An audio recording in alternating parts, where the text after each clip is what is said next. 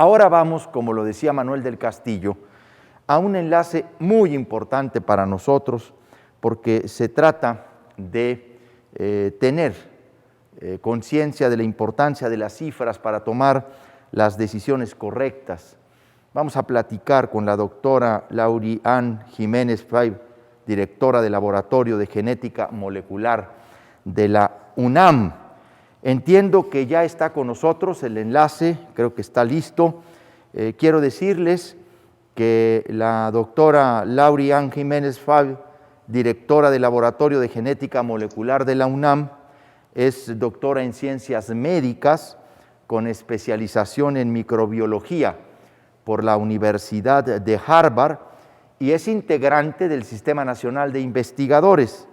El Laboratorio de Genética Molecular fue fundado en marzo de 2000 por la doctora Lauri-Ann Jiménez, quien hasta la fecha lo encabeza.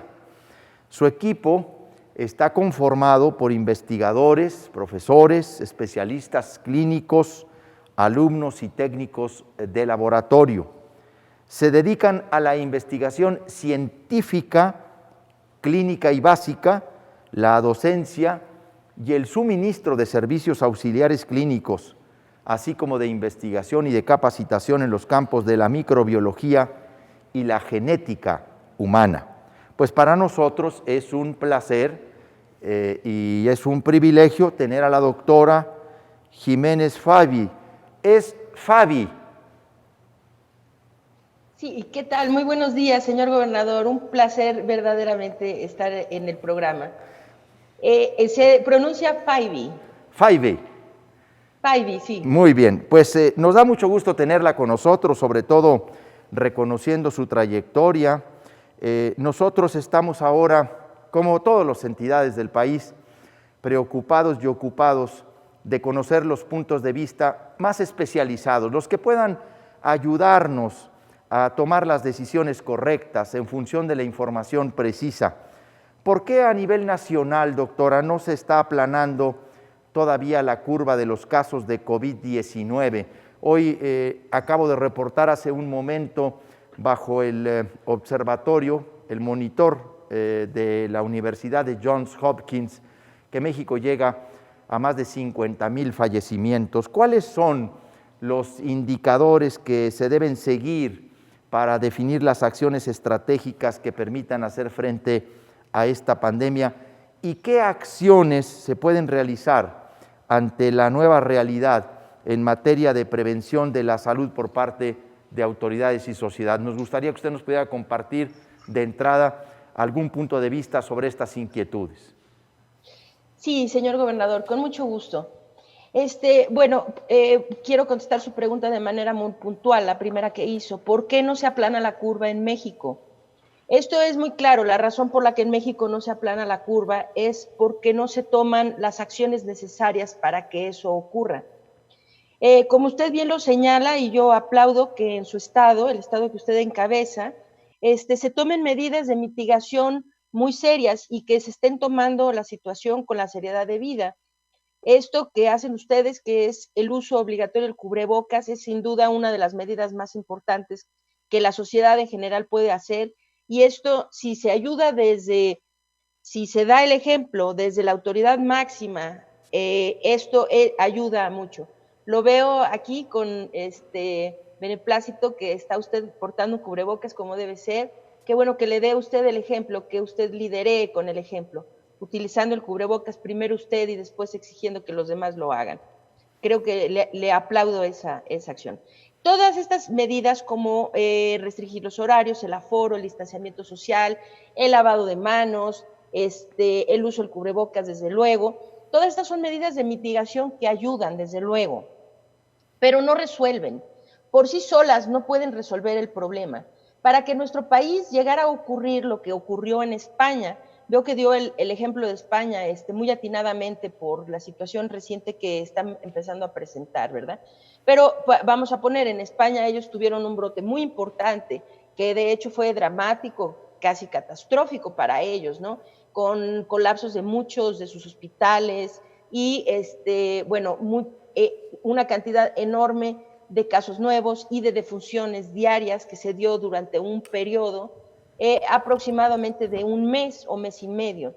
Pero lograron disminuir, finalmente lograron disminuir y han pasado un periodo relativamente largo, es decir, desde, vamos a decir, mediados de mayo hasta finales tal vez del mes de julio, que lograron mantener sus números muy bajos, tal vez reportando entre 100 y 400 casos nuevos al día, y han llegado a tener días en los que no han reportado defunciones, ¿verdad? En este periodo, que han tenido días, un periodo de varios días sin reportar defunción alguna, que pues esto es un éxito grande, ¿no? Ahora tienen un rebrote, pero bueno, el asunto es, ¿cómo lograron esto? ¿Cómo lograron de estar en un momento muy complicado, con muchos casos, muchas muertes, un problema muy serio? ¿Cómo lograron disminuir y permanecer durante un periodo bastante prolongado en una estabilización?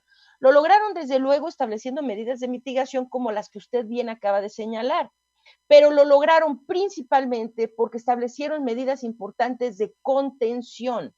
Es decir, que estas medidas de mitigación, que podemos traducir como prevención, medidas preventivas, ayudan al problema, pero no lo resuelven. Para resolver el problema se necesita establecer estrategias claras y contundentes de contención.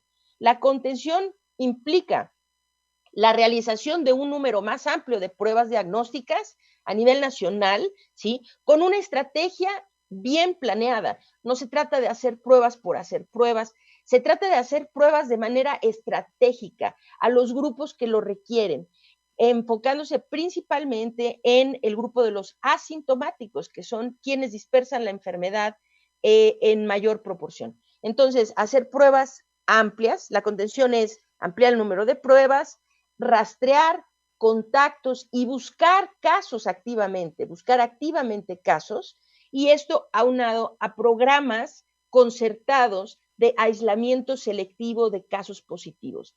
Entonces, hasta que no se haga esto, porque el resultado de la contención es lo que queremos es disminuir la propagación, la extensión de los contagios. Si logramos disminuir la extensión, hacer la extensión cada vez más centralizada, más focalizada, más pequeña la extensión, esto se hace mediante estas medidas de contención que cortan las cadenas de transmisión del virus. Entonces, hasta que no logremos disminuir la proporción de contagios, y, es decir, de la carga viral comunitaria, no podremos disminuir la cantidad de muertes. ¿Por qué? Cada contagio es un potencial enfermo, cada enfermo es un potencial hospitalizado y cada hospitalizado, desafortunadamente, es un potencial muerto. Esto quiere decir que si queremos impactar en las muertes, necesitamos ver por el principio de la cascada, que es el contagio. Y la forma de ver por la disminución en los contagios es establecer medidas de contención. Y en nuestro país, por parte de la autoridad federal desde el inicio, no se establecieron medidas de contención. Se hacen muy pocas pruebas diagnósticas, no se hace rastreo de casos y contactos, se hace, si acaso, muy escasa búsqueda de casos activos.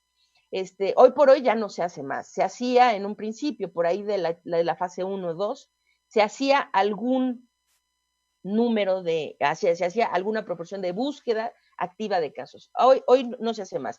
Donde se hace son estados que lo han hecho por su cuenta, ¿no? Como el estado de Jalisco, por ejemplo, el estado de Nuevo León, que lo hacen por su propia cuenta, pero es decir, que no viene de la autoridad federal. Entonces, pues el problema es ese, señor gobernador, que no se aplana nuestra curva y no entramos en ese periodo extraordinario que todos estamos esperando entrar, que es lo que acaba usted de mostrar en la curva de España, que es haber pasado por esta parte muy dramática, haber disminuido y haber pasado una temporada relativamente larga de meses con muy pocos casos, muy pocos contagios, en donde ahora sí se puede hablar de reaperturas, de removilizaciones, de qué giros pueden abrir, cuáles con con precaución, cuáles ya con seguridad, cuáles, etcétera. Se puede hablar de la removilización de personas y de la apertura de giros comerciales, pero de manera segura, garantizando que la carga viral comunitaria es suficientemente baja para poderle garantizar a la ciudadanía que están en bajo riesgo de contagiarse. No como se está haciendo ahora. Nos estamos removilizando cuando estamos en la parte alta de nuestra curva, o sea, todavía estamos en ascenso.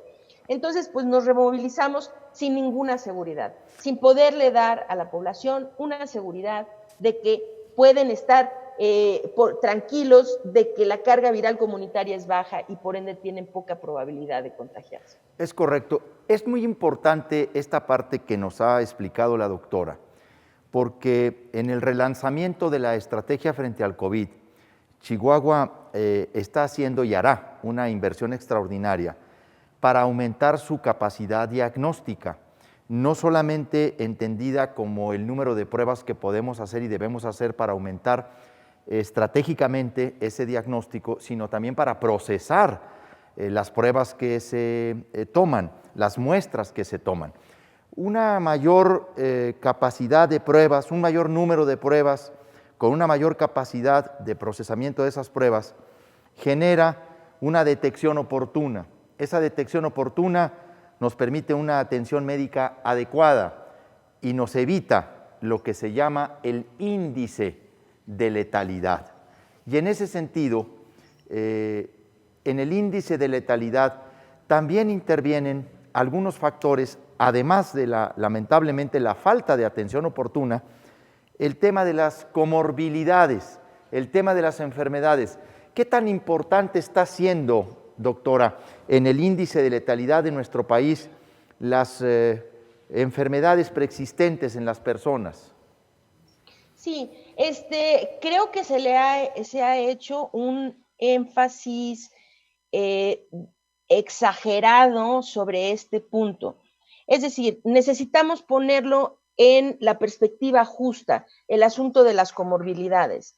Es verdad que existen grupos en particular, no solo, vamos a decir, los diabéticos, los hipertensos, las personas que tienen insuficiencia renal, o que tienen obesidad, por ejemplo, ¿no? No solo estos grupos, también, vamos a decirlo claramente, las personas del sexo masculino tienen mayor probabilidad de complicarse de COVID que las mujeres. Las personas de mayor edad tienen mayor probabilidad de complicarse de COVID que las personas que tienen menor edad. Esto excluyendo los recién nacidos, o sea, los neonatos. En las etapas del primer año de nacimiento hay un riesgo altísimo de mortalidad.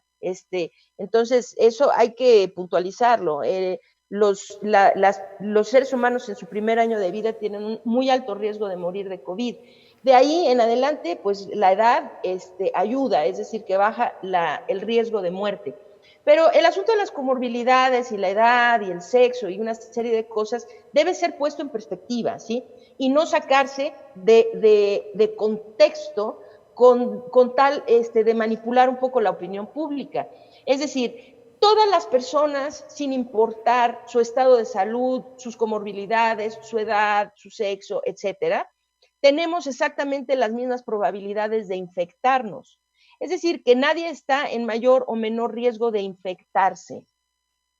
Lo que sucede es, una vez infectados, ahora hay personas que tienen más riesgo de complicarse con la infección. Entonces, pues, ¿cuál es el enfoque que se le debe dar? Como acabo de mencionar, el enfoque debe ser controlar los contagios. Y cada población tiene sus problemas. Es cierto que en México la proporción de la población que tiene obesidad, diabetes, hipertensión es muy alta, es cierto. Pero vamos a poner en los países europeos la proporción de adultos mayores es muy alta. Allá tienen ese problema. Aquí tenemos este problema. Ok, pero esto no quiere decir ni que todos los diabéticos se van a morir si tienen COVID, ni que todos los obesos están muriendo si tienen COVID. Es una proporción de ellos, ¿no? Entonces, hay que poner este asunto de las comorbilidades en perspectiva. Lo primero es puntualizar que no es que tengan mayor riesgo de infectarse, eso tienen el mismo riesgo. De ahí que si se adoptan políticas de salud pública adecuadas, que sean conducentes a prevenir y disminuir el contagio, pues entonces estas poblaciones susceptibles no tienen mucho de qué preocuparse, porque entonces es baja la probabilidad de que se contagien. Ahora, si en la comunidad hay una probabilidad muy alta de contagio, pues entonces sí, tenemos todos, no solo ellos, todos tenemos que preocuparnos y ellos tienen que preocuparse particularmente, ¿no? Particularmente por la situación de que se vayan a complicar. Entonces creo que lo de las comorbilidades hay que ponerlo en su justo contexto y no minimizarlo, pero tampoco exagerarlo.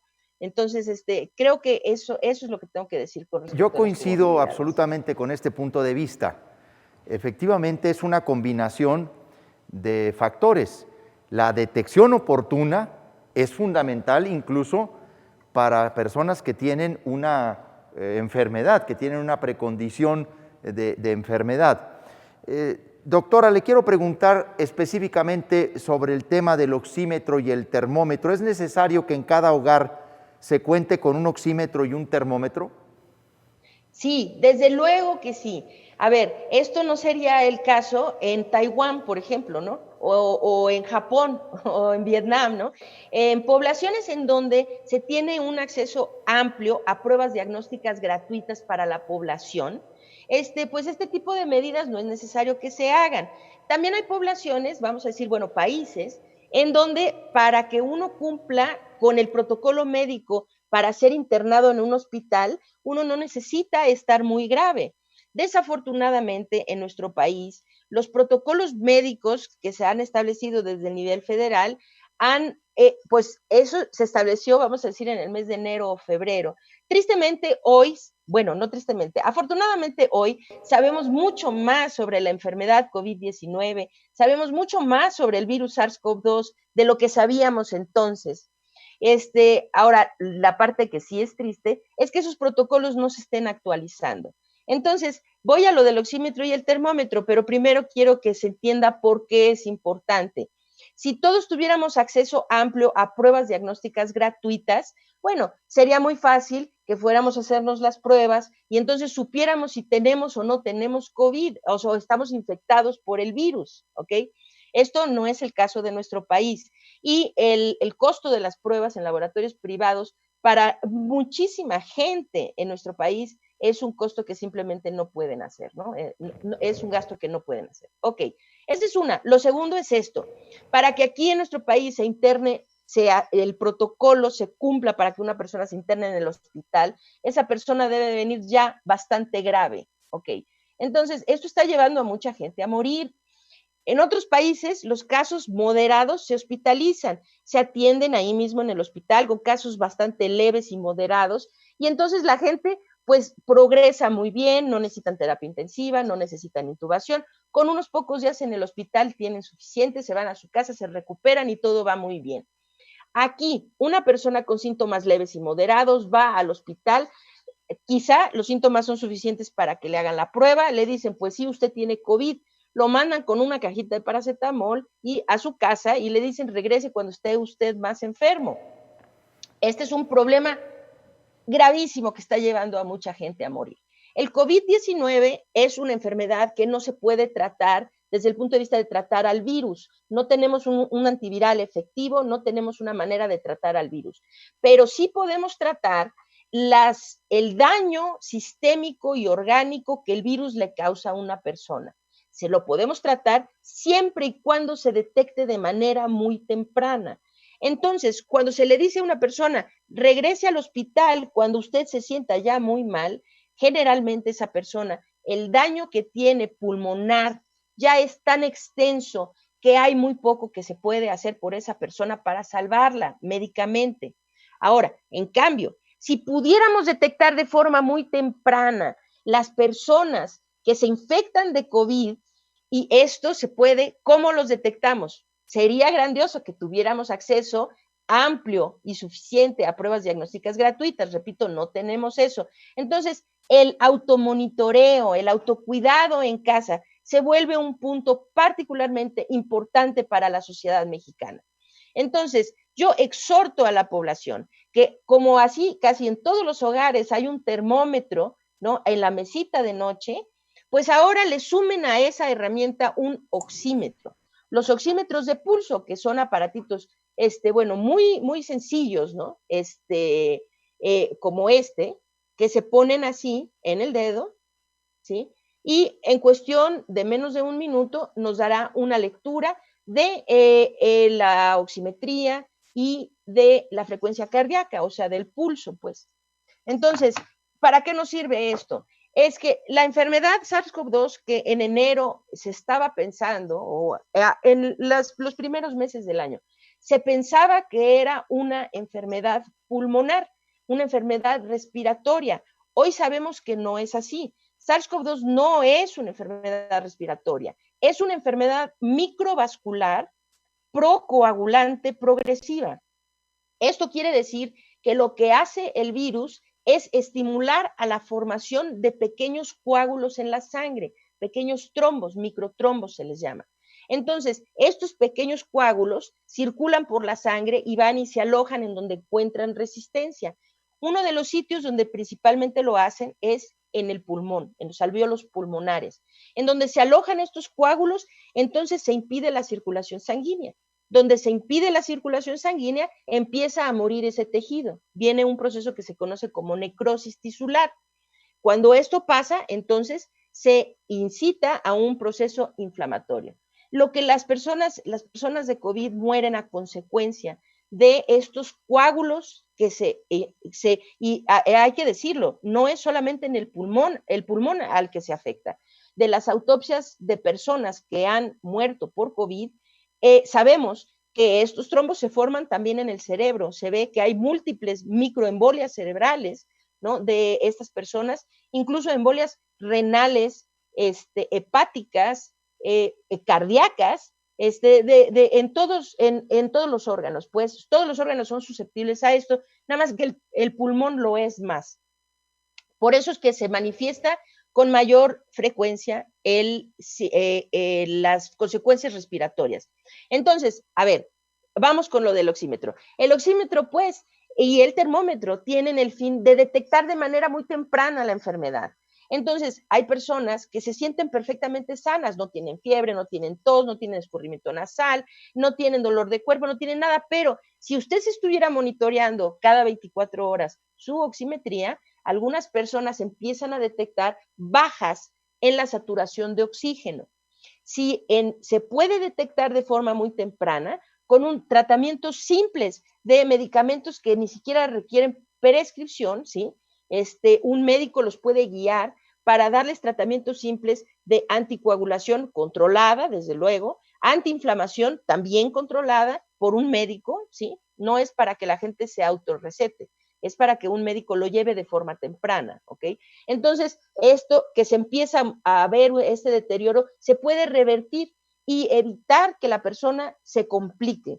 Entonces, de lo que se trata es que nos cuidemos en casa para ver si en los primeros signos y síntomas de algo que va mal, de la enfermedad, entonces acudir inmediatamente a recibir atención oportuna. Esto disminuiría radicalmente la ocupación hospitalaria, porque evitaríamos que muchísima gente terminara en el hospital. Y si podemos hacer eso, entonces estaremos evitando quizá decenas de miles de vidas perdidas. Fíjese, doctora, de eso se trata. Le voy a platicar un dato que es muy importante.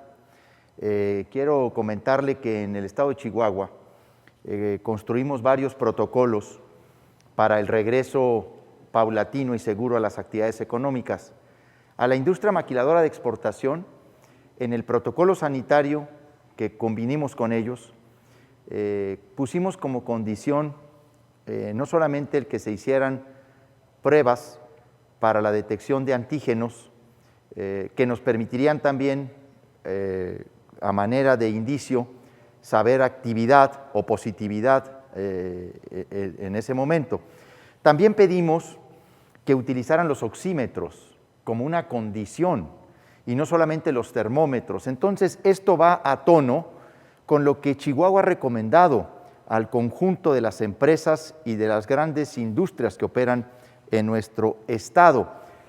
Y no me lo va usted a creer, pero no lo tenía yo así preparado, pero yo tengo ya una bolsita que es un botiquín ambulante, porque en realidad pues aquí tengo el gel antibacterial, traigo el spray para desinfectar, tengo también un termómetro y traigo este oxímetro, el oxímetro que efectivamente es como el que acaba de mostrar la doctora. Debo decir, ¿por qué no nos explica usted rápidamente cuándo tenemos que preocuparnos del tema del oxímetro?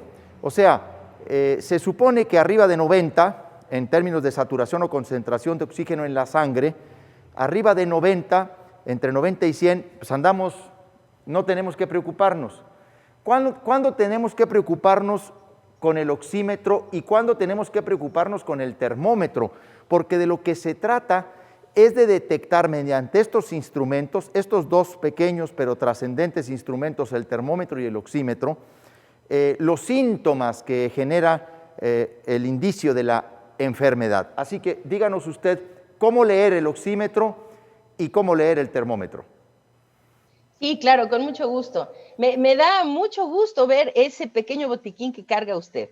Creo que en tiempos de pandemia todos debemos de ser así de precavidos. Y si salimos a la calle, salgan, lleven el cubrebocas que traen puesto, si algo ocurre, pues traigan un extra, ¿no? O sea, uno adicional por si se necesita, su gel para las manos, así se pueden lavar las manos. Cuando no hay agua y jabón, pues utilicen mejor el gel. Sigan el ejemplo, el muy buen ejemplo de su gobernador. Estas son prácticas indispensables en tiempos de pandemia. Cuidándonos nosotros, cuidamos a los demás y podemos ayudar. Las acciones gubernamentales son muy importantes, pero requieren de la asistencia de todos nosotros como ciudadanos. Entonces, los exhorto, qué bueno que tengan ese buen ejemplo. A ver, voy a puntualizar. La oximetría normal, el rango normal de la oximetría, en términos generales, es de 94 a 100%. Esto se toma como un estándar de oro, ¿ok? De 94 para arriba, o sea, la máxima es 100%, evidentemente, ¿no? Entonces, de 94 a 100% se considera como el estándar de oro de una oximetría perfectamente normal. Las personas deben estar conscientes de esto. Cada individuo, es decir, estos son generalizaciones, cada persona en lo particular, dependiendo de cuáles sean nuestros antecedentes de enfermedades, si tenemos antecedentes de tabaquismo, por ejemplo, si tenemos enfermedades previas, dependiendo de dónde vivamos, porque también es diferente a nivel del mar que a mayor altitud, etcétera, ¿no? Pero entonces cada quien tenemos como que lo que sería considerado como nuestra propia personalizada oximetría normal, ¿ok? Entonces, sí los rangos, como bien lo acaba de señalar, siempre y cuando se queden dentro del rango de 90 y más, esto es bueno, ¿ok? Pero los datos 90, 91 se vuelven un poco quisquillosos. Vamos a decir, una persona viviendo aquí en la Ciudad de México, sujetos pues por la altitud, por la contaminación a la que estamos sujetos siempre, si tiene antecedentes de tabaquismo, una serie de cosas, vamos a decir, tener de 92 para arriba se consideraría normal. Entonces, ampliando el rango, o sea, lo perfecto es 94 hacia arriba. Si usted tiene de 92 para arriba, no hay de qué alarmarse, o sea, generalmente esas oximetrías son normales, ¿ok? Ahora, lo importante es ver cuál es su normalidad y entonces de su normalidad ver qué tanto se desvía. Eso es muy importante. Por eso es importante tener su propio oxímetro. Y tenga su oxímetro y no nada más se lo ponga y lo guarde en su cabeza.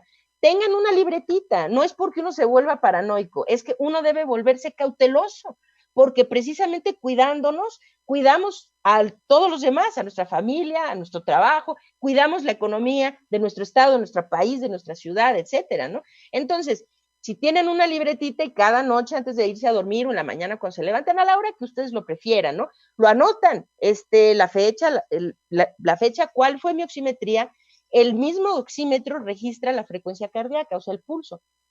Anoten su frecuencia cardíaca y tómense la temperatura. Ok, así lo van llevando. Si empiezan a notar un cambio, es decir, aumento en la temperatura o en la frecuencia cardíaca o disminución en la oximetría, entonces estas serían señas de alarma. Lo que es seguro, ninguna oximetría por debajo de 90 puede darse así como tal, como normal. Si empiezan a tener oximetrías que van por debajo de 90%, eso siendo un foco rojo, hay que estar alertas de eso. Las oximetrías que están en el rango de 85 a 80, esto es muy peligroso. Las personas necesitan buscar atención. Si está por abajo de eso, bueno, ya es una cuestión hospitalaria, ¿no? O sea, que no los vayan a rechazar en un hospital, si viene por debajo de 80, desde luego, ¿no? Entonces, esto hay que estar, pero es algo de veras muy, muy importante. La temperatura, desde luego, normal ronda alrededor de 36,5. Si no tenemos fiebre, no tenemos nada, tenemos que andar más o menos 36,5 o vamos a ponerlo por debajo de 37 grados. Si se tiene una temperatura de 37,5, eso se considera febrícula, es decir, una fiebre baja, o sea, no una fiebre baja, ¿sí? Hay que ver si esta fiebre persiste. Eso es lo importante. Si un día tienen una medición de temperatura que se sale del rango, vamos a decir, de 36,5 a 37, o por ahí, antes de 37,5, si se sale de ese rango y la oximetría se sale del rango, vamos a decir, de 92% para arriba, entonces en lugar de tomarse esos signos una vez al día, entonces ahora redoblen esfuerzos, tómenlo 3 veces al día, o sea, en 8 horas vuelvan a tomar, asegúrense que no haya sido simplemente pues una lectura extraña que se salió de contexto y ya no pasa nada, ¿no? Las demás siguen siendo normales. O si sí es algo real, que persiste. Y entonces, si persiste, vamos a decir, en 2 o 3 lecturas que se hagan en un mismo día o en días seguidos, entonces esto es un signo de alarma y hay que tomar acción inmediata. Si se toma acción inmediata, esto salva vidas. Ahora, aquí me acabo yo de tomar con el oxímetro, aquí me he colocado el oxímetro en este dedo, 97,80. O sea que andamos bien, doctora. Anda usted muy bien, o sea, trae usted con todo y que está en el programa y esto pues sube un poquito la frecuencia cardíaca, todo eso. Está usted tiene usted una oximetría y una frecuencia cardíaca como de un joven de 18 años. Pues tengo 54. Está usted muy sano. Acabo de cumplir 54, pero ¿Mire? yo he recomendado mucho el oxímetro a todo mundo, de hecho a varios de los colaboradores y a medirse la concentración de oxígeno. Es una participación muy didáctica, muy pedagógica, una experiencia además muy comprometida y muy objetiva. Por último, y para cerrar este encuentro, que espero no sea el único, me gustaría que pudiéramos estar conversando usted y yo más seguido y que la sociedad chihuahuense que sigue este programa pueda tomar de su visión, de su compromiso, de su expertise, su conocimiento, información que le sea muy útil. ¿Qué es lo que usted recomienda a los estados? ¿Qué medidas deberíamos adoptar los estados frente a esta pandemia, doctora? Sí, yo estoy segura, si el gobierno federal no rectifica su estrategia, yo sé que serán ustedes, los gobiernos de los estados, quienes entren a salvar la situación. Y eso me alienta mucho, escuchar hablar gente como usted, gobernadores de otros estados que también tienen la mente puesta donde debe estar, sabiendo que es un problema serio, no minimizándolo y queriendo hacer lo que se tiene que hacer para solucionar. Creo que serán ustedes quienes vendrán a salvar la situación y eso me causa mucha alegría, esperanzas de que esto pueda mejorar en el corto plazo, esperemos, ¿verdad? Yo a los gobiernos de los estados, el talón de Aquiles es el número de pruebas, ese es el talón de Aquiles. O sea, yo sé, ustedes están haciendo, muchos de ustedes, o sea, están haciendo un esfuerzo enorme, incluso sin el apoyo del gobierno federal, ¿verdad? Que sería indispensable que se tuviera, ¿no? Pero bueno, están haciendo un enorme esfuerzo, incluyendo en muchas ocasiones, bueno, yo he tenido experiencia de muchos gobernadores, esto no le he hablado con usted, pero así que desconozco en su estado, pero otros, que la iniciativa privada, los empresarios del estado, ¿verdad? Se han comprometido, involucrado en el esfuerzo para contener COVID. Y esto es muy alentador, la sociedad civil también movilizándose, etcétera. Entonces, a ver, desde luego, pues necesitan establecer las medidas de mitigación muy claras, como lo que usted acaba de decir, hacer el uso del cubrebocas obligatorio, desde luego, estar informando, ayudando a la población a que entiendan la importancia del uso del cubrebocas, del lavado de manos, del distanciamiento social, de evitar aglomeraciones, evitar sitios en donde haya mucha gente, evitar sitios cerrados, particularmente si estos sitios tienen poca ventilación. Todo esto es muy importante y toda la información y educación que venga por parte del gobierno es importantísimo para que la gente lo entienda, ¿no? Lo entienda y lo siga y comprenda la importancia del momento que estamos viviendo.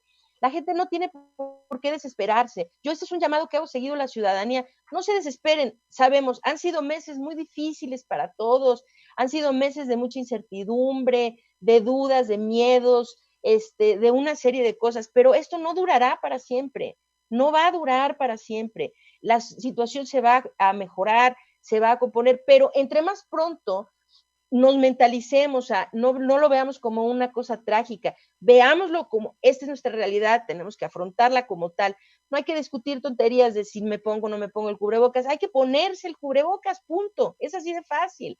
Lo que estamos ahorita procurando hacer es precisamente que esto pase lo más rápido posible, y para que pase toda la ciudadanía tiene que colaborar. Eso es muy importante. Ahora, el talón de Aquiles para todos, incluyendo el gobierno federal y los gobiernos estatales, son las pruebas diagnósticas, porque desafortunadamente en aquellos meses de diciembre y enero, cuando ya se sabía que venía esta bola de nieve a azotarnos, esos preparativos que los gobiernos tuvieron que haber hecho, debieron incluir en muchos lugares sí se hizo, ¿no? O sea, se tomaron estas previsiones y cuando les azotó ya el virus, estaban preparados para solucionar esto, que es la ampliación en sus capacidades para hacer pruebas diagnósticas por PCR. Ahorita, desafortunadamente, las pruebas serológicas tienen muy poca utilidad para el diagnóstico. Estábamos esperanzados y todavía en marzo, abril, la comunidad científica estábamos pensando, ojalá que venga una prueba serológica rápida, que de verdad nos permita hacer esto de forma muy expedita, de forma, incluso que la gente lo pudiera hacer en casa, ¿no? Como si fuera una prueba de embarazo o algo por el estilo, ¿no? Hacerse pruebas diagnósticas y a muy bajo costo. Desafortunadamente no ha sido este el caso. Las pruebas serológicas, sabemos todavía poco sobre la inmunidad que se tiene contra el virus SARS-CoV-2 y la evidencia pues cambia cada día un poco. Algunas cosas desalentadoras, como saber que la gente pierde la inmunidad al virus después de un periodo de 45, 60 días, ¿no? Muy eso desalentador, con otras cosas muy alentadoras, como saber que el otro brazo del sistema inmunológico, que se conoce como el sistema inmunológico celular, predominado por las células, unas células que se conocen como linfocitos T, que parece que ese brazo de la inmunidad es lo que va a venir a salvar el día de la inmunidad contra SARS-CoV-2, ¿no? Pero bueno, en fin, la situación, el talón de Aquiles, señor gobernador, es lo de las pruebas. Ojalá tuviéramos una prueba rápida, una prueba serológica, desgraciadamente no es así. Para hacer diagnósticos a la comunidad, desafortunadamente tiene que ser hecho con las pruebas de PCR. Estas son las pruebas que sirven para diagnosticar en la población. Entonces ahora, pues es el reconocimiento de que no nos queda de otra. Se necesita ampliar la capacidad de pruebas. Hay estados que ya están activamente viendo cómo se consiguen los fondos para hacerlo o se pueden hacer esfuerzos conjuntos entre los laboratorios privados y los laboratorios estatales, ampliar las capacidades de forma que se pueda volver menos costosa, ¿sí?, a las capacidades de los laboratorios estatales para hacer más pruebas. Este es el talón de Aquiles. Creo que finalmente ustedes, los gobernadores, conocen sus estados mejor que nadie y saben qué tipo de programas para aislar selectivamente a los casos funcionarían en su estado. Si esto sería a través de hoteles, a través de centros de aislamiento, a través de, qué sé yo, ustedes eso no me queda duda que lo podrían solucionar de una forma bastante expedita, ¿no? Hacer el rastreo de contactos también es algo que se puede solucionar. Simplemente es una cuestión de organización y de logística, ¿no? Pero el talón de Aquiles son las pruebas diagnósticas. Y si alguna recomendación haría a los gobiernos de los estados es ver cómo pueden entre unos y otros cooperar en conjunto, tal vez hacer un gran laboratorio que pueda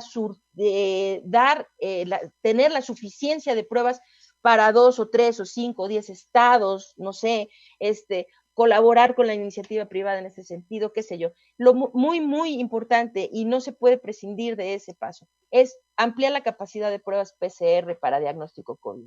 Muchas gracias, doctora. Estamos muy complacidos, agradecidos de su participación esta mañana. Para nosotros ha sido muy orientadora, muy ilustrativa y también nos da mucha confianza con relación al replanteamiento, a la reconceptualización que de la estrategia frente al COVID estamos llevando a cabo. A lo largo de esta pandemia hemos tenido una serie de intervenciones muy importantes como la suya el día de hoy, con expertos, con especialistas, epidemiólogos, médicos chihuahuenses que están incluso en otras partes del mundo. Muy pronto los vamos a convocar a un Zoom con el sector salud, porque queremos darles a conocer precisamente todo el replanteamiento que estamos haciendo sobre una mayor capacidad de diagnóstico y detección oportuna, así como un protocolo y medidas para el seguimiento epidemiológico en términos no solo de casos sospechosos, sino de las líneas de contacto. Esto es, enfatizar la detección oportuna para una atención médica también eficaz y de calidad. Yo quiero agradecerle muchísimo su participación, su colaboración. Es la doctora Lauri Ann Jiménez Faibi, directora del Laboratorio de Genética Molecular de la Universidad Nacional Autónoma de México, nuestra gran Universidad Nacional. Muchas gracias, doctora, por su presencia. No tiene nada que agradecer, señor gobernador. Ha sido un placer estar en el programa y estoy para servirle cuando usted así lo requiera. Muchas gracias, doctora. Vamos a continuar con nuestro programa Chihuahua Adelante.